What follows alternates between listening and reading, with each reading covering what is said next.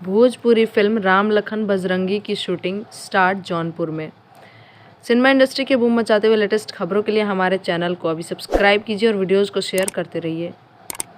आज से यूपी के जिला जौनपुर में ब्रीथ इन मूवीज़ के बैनर तले बन रही भोजपुरी फिल्म राम लखन बजरंगी की शूटिंग शुरू हुई।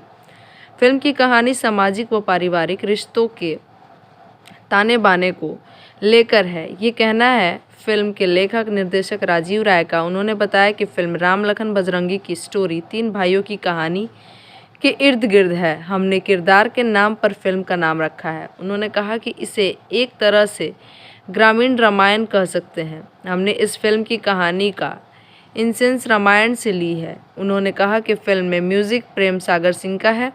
उन्होंने अच्छे गाने दिए हैं, इंडस्ट्री को बड़े क्लास गाने बनाए हैं। यह मेरी तीसरी निर्देशित फिल्म है। इससे पहले हमने 2 फिल्में निर्देशित की है। मुझे लगता है कि सभी लोगों को हमारी फिल्म से जुड़ना चाहिए।